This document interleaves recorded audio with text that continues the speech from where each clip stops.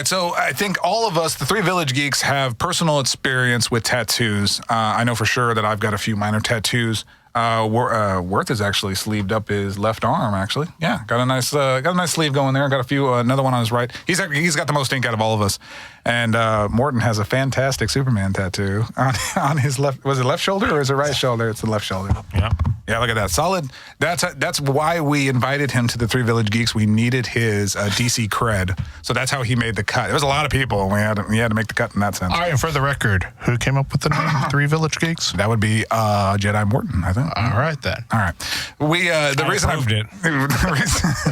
reason we bring up tattoos is because we want to discuss something, an aspect of video games you don't hear about too often, and it's tattoos in video games. Now, in general, there's not a whole lot of tattoos in video games per se. Most developers stay away from a character with tattoos because that's more to draw, more to animate. It's a little bit more difficult. So they're not as common, especially in the older games, but modern games, there's actually cool examples of tattoos.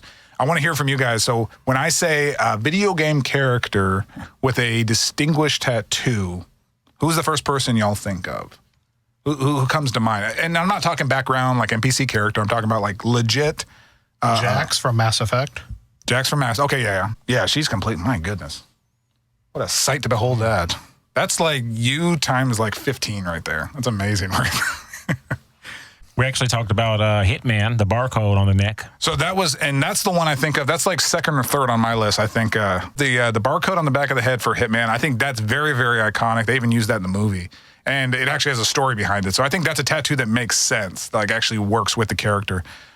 We were trying to decide if Kratos' red stripe down his head and his torso, if that qualifies for a tattoo. And I think the consensus on the internet, because the internet knows everybody, the consensus on the internet is Kratos, that is a legit tattoo and it should be qualified as a tattoo. Would you agree with that, Morton? I agree.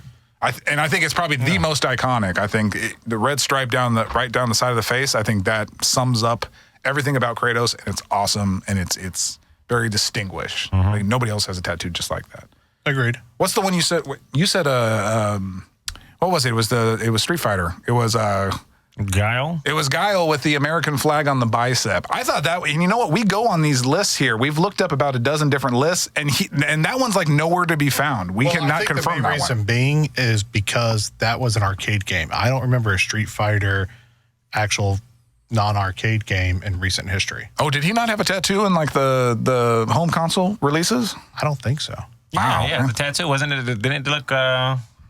It was mirrored, so didn't it look? Was it upside down, or was it just like it is on the uniform? Right? Because I know in the arcades he had them. Right. Yeah, because you could render it on an arcade cabinet, sure, but maybe it got cut. Maybe it got, since it, when you go to an arcade to a console, it obviously downgrades in quality.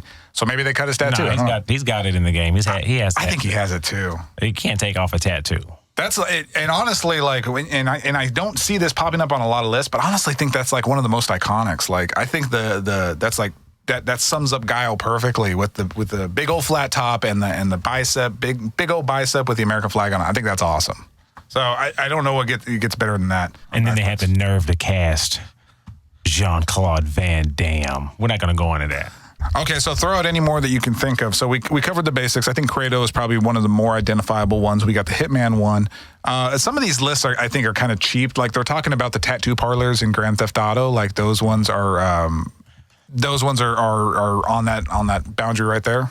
I believe, did someone from Devil May Cry may have a tattoo? I don't know. Look that up. We tried to look at that yesterday. That was Dante. Dante. Yeah. Did he have tattoos? Did he really? Yes, we looked that up. But the most memorable one, man, to me has to be Guile. I think Guile tops them all. There's some really good ones on here when you think about it, like Faith from Mirror Edge. Yeah, Faith from Mirror Edge. I thought that was cool. That's kind of like a blocky binary kind of futuristic one. I thought that was pretty solid. Mm-hmm.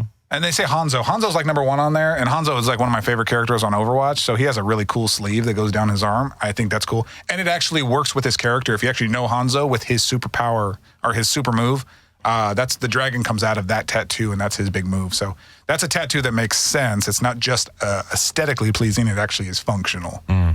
So I agree. Then they also had Edward Kenway from Assassin's Creed Black Flag. See, I own that game. I never played that game. But hey. So I think our consensus is saying that Guile from Street Fighter is probably the most iconic next to Kratos. I think that's probably fair to Probably fair to say that. Agreed. If we're missing any, please comment below. Yes, tell me your favorite, because believe me, there's a ton of them. Apparently, there's a ton of them, and we may be missing some, but I think we covered most of our favorites. But yeah, if you think of any tattoos, please comment it down below. Let us know, and we'll give you a shout out next time.